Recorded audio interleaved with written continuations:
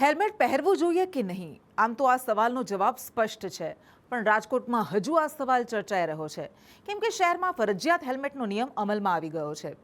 વિરોધ વચ્ચે લોકો કમ પણ હેલ્મેટ પહેરતા થયા છે, ત્યારે વાત સરકાર સુધી પણ પહોંચી છે. ત્યારે શું છે હેલ્મેટ પહેરવાના અને ન પહેરવાના સમીકરણો? જોઈએ આ રિપોર્ટમાં.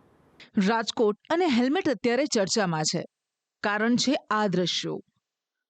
સોમવારથી રાજકોટમાં ટુ વ્હીલર ચાલકો માટે હેલ્મેટ પહેરવું ફરજિયાત કરી દેવાયું. જોકે રાજકોટના લોકો આ નિયમથી ખુશ નથી. પહેલા જ દિવસે શહેરમાં અનેક વાહન ચાલકો દંડાયા. ટ્રાફિક પોલીસે રાજકોટમાં 50 જગ્યાઓ પર ડ્રાઈવ યોજી હતી, જેમાં રકઝક અને વિરોધના દ્રશ્યો પણ સામે આવ્યા. જોકે બીજા દિવસે પોલીસનું વલણ નરમ પડ્યું. શહેરમાં અમુક જગ્યાઓ પર જ પોલીસે હેલ્મેટ વિના નીકળેલા વાહન ચાલકોને રોકીને દંડ ફટકાર્યો. નોંધવા જેવી વાત એ હતી કે ઘણા ટુ વ્હીલર ચાલકો હેલ્મેટમાં નજરે પડ્યા. હેલ્મેટનો કાયદો ફરજિયાત થઈ ગયો છે, તમે હેલ્મેટ પહેર્યું નથી. ખ્યાલ હતો બેન હેલ્મેટનો નિયમ છે તે? હા. તો કેમ હેલ્મેટ નથી પહેર્યું? ચશ્મા છે.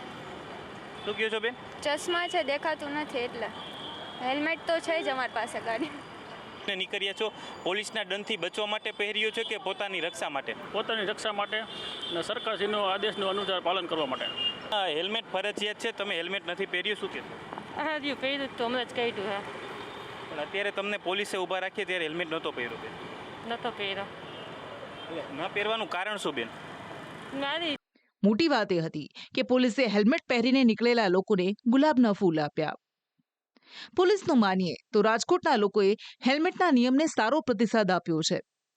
અને આજે ઘણા બધા લોકો જે ટુ વ્હીલર ચલાવતા હોય કે ટુ વ્હીલરમાં પાછળ બેસનાર હોય, આ લોકો હેલ્મેટ પહેરી રહ્યા છે. આ માટે હું તમામ રાજકોટવાસીઓને ધન્યવાદ. જોકે હેલ્મેટનો વિરોધ યથાવત છે. વાત વાહન વ્યવહાર મંત્રી સુધી પહોંચી ગઈ છે. રાજકોટથી ભાજપના ધારાસભ્ય ઉદય કાનગડ, દર્શિતા શાહ અને રમેશ ટીલાળાએ હર્ષ સંઘવીને આ મામલે રજૂઆત કરી. નિયમના કડકાઈથી પાલન સામે સવાલ ઉઠાવ્યા, જેના સકારાત્મક પરિણામ પણ આવ્યા. આપણા ગુજરાત સરકારના ગૃહ રાજ્ય મંત્રી શ્રી હર્ષભાઈ સંઘવી સાથે મારે ટેલિફોનિક વાત થઈ કે રાજકોટમાં અત્યારે આ પરિસ્થિતિ છે, તો આમાં કંઈક વ્યવહાર ઉકેલ આવે. હેલ્મેટ લોકોની સુરક્ષા માટે છે, પણ એનો જે અમલ કરવાની જે પદ્ધતિ છે એ લોકોમાં અવેરનેસ લઈ આવી, લોકોમાં જાગૃતતા ફેલાવી અને એનો અમલ કરાવવો જોઈએ. તો જે કાંઈ અત્યારે દંડ છે કે ફરજિયાત જે લોકો સાથે કડકાઈથી કામ લેવામાં આવે છે એ ન આવે. વ્યાપક ફરિયાદમાં રજૂઆત આવી હતી. એ રજૂઆત અમે બધા જ લોકોએ સંઘવી સાહેબની રજૂઆત કરતાં એમણે ખાસ એ જણાવ્યું છે કે આવનારા સમય માટે આ જ રીતે જનજાગૃતિના માધ્યમથી હજુ લોકોને સુરક્ષિત કરવાનું કામ ચાલુ રાખવામાં આવશે. એટલે કે લોકો વધુને વધુ સુરક્ષિત રહે એ બાબતે લોકોને જાગૃત કરવામાં આવશે. પરંતુ લોકોને કોઈ પણ જાતની તકલીફ પડે, કોઈ પણ જાતનું એ લોકોને પ્રશ્ન થાય એવું કોઈ પણ કામ કરવામાં આવશે નહીં, પરંતુ લોકોની સુરક્ષા એ સરકારની સૌથી પ્રથમ. વાહન વ્યવહાર મંત્રી હર્ષ સંઘવીએ ધારાસભ્યો થકી લોકોને હેલ્મેટથી રાહત આપી છે. લોકોને જાગૃત કરવા 2 મહિનાનો સમય અપાયો છે, પણ હેલ્મેટનો નિયમ યથાવત છે. એટલે રાજકોટના લોકોએ ધ્યાન તો રાખવું જ પડશે. આ દરમિયાન રાજકોટના વાહન ચાલકોએ હેલ્મેટ ન પહેરવાના પણ કારણ આપ્યા અને સુરતના વાહન ચાલકોએ હેલ્મેટ પહેરવાના કારણો પણ આપ્યા. મહત્વનું છે કે સુરતમાં 90% જેટલા ટુ વ્હીલર ચાલકો હેલ્મેટ પહેરે છે. એ જ માનવું છે કે હેલ્મેટ પહેરો એટલે આપણે સલામતી સુરક્ષા રહી છે ને એનાથી ફાયદો સારો રહે છે. ભલે સિટીનો એરિયા હોય કે હાઈવે એરિયા હોય, હેલ્મેટ નહીં પહેરવું જોઈએ. હેલ્મેટ કમ્પલસરી પહેરવું જોઈએ. સરકાર કહે છે કે ભાઈ હેલ્મેટ પહેરો, કારણ કે ભારત દેશમાં એવું છે કે જેટલા બી એક્સિડન્ટો થાય છે એમાં જે મૃત્યુનું જે કારણ હોય છે લગભગ 70-80% માથા પર ઈજા થવાને કારણે ડેથ થાય છે. એટલે સરકાર આપણા સેફટી માટે છે પહેરવું જ જોઈએ, કેમ કે હેલ્મેટ સેફટી માટે બહુ ઇમ્પોર્ટન્ટ છે અને મેક્સિમમ કેસમાં માથાને ઈજા થવાને લીધે ડેથ થાય છે. એટલે એ માથાની સુરક્ષા માટે ઇમ્પોર્ટન્ટ છે, એટલે હેલ્મેટ પહેરવું જ જોઈએ.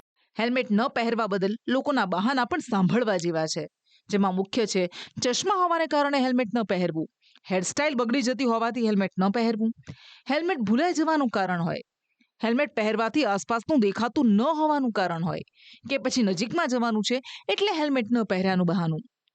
આ સામાન્ય બહાના છે. જોકે હેલ્મેટ પહેરવાથી થતા ફાયદા આ તમામ બહાનાથી વધારે છે. જેમ કે હેલ્મેટ અકસ્માતમાં માથાની ઈજાઓને ઘટાડે છે. હેલ્મેટ આંખોને સુરક્ષિત રાખે છે. હેલ્મેટ વાહનનું વધુ સારું નિયંત્રણ સુનિશ્ચિત કરે છે. હેલ્મેટ ઠંડી કે ગરમી સામે રક્ષણ પૂરું પાડે છે. હેલ્મેટ ન પહેરવાથી થતા નુકસાનને આંકડામાં પણ સમજવા જોઈએ. ભારતમાં દર વર્ષે 4,80,000થી વધુ માર્ગ અકસ્માતો થાય છે. તેમાં લગભગ 1,80,000થી વધુ લોકોના મોત થાય છે. તેમાંથી 66% મૃતકો 18 થી 45 વર્ષની વયના હોય છે. ખાસ કરીને ટુ વ્હીલર અકસ્માતોમાં દર વર્ષે 69,000થી વધુ લોકો મૃત્યુ પામે છે, જેમાંથી 50% મોત હેલ્મેટ ન પહેરવાને કારણે થાય છે. એટલે કે હેલ્મેટ જીવ બચાવે છે. મોટા ભાગે જે માથામાં ઇન્જરી થાય છે આ હેલ્મેટ નહીં પહેરનાર હોય અને વધારે થાય. જો હેલ્મેટ તમે પહેર્યા હોય તો કદાચ તમને થોડા ઓછા ઇન્જરી થયા હોય, તમારી બચવાની શક્યતા વધારે હોય. આ નથી કે હેલ્મેટ પહેર્યા હોય તો તમે 100% બચી જ જશો, પરંતુ તમારા પ્રોબેબિલિટી બચવાનું વધારે છે જો તમે હેલ્મેટ પહેર્યા હોય, અને જો તમે હેલ્મેટ નહીં પહેર્યા હોય તો બચવાનું પ્રોબેબિલિટી તમારા ઓછા છે. તો જો તમે હેલ્મેટ પહેરો તો જો તમને કંઈ થાય તો તમારા મૃત્યુ થાય આ પ્રોબેબિલિટી ઓછા થઈ જાય છે, જેને કારણે આ હેલ્મેટ પહેરવાની જરૂરિયાત છે. તેથી ટુ વ્હીલર ચલાવતા લોકોએ હેલ્મેટને કાયદાકીય જરૂરિયાતની જગ્યાએ પોતાનું રક્ષા કવચ સમજીને પહેરવું જોઈએ, કેમ કે સવાલ જિંદગીનો અને પોતાના તેમજ પરિવાર માટે સલામત રહેવાનો છે. બ્યુરો રિપોર્ટ, સંદેશ ન્યૂઝ.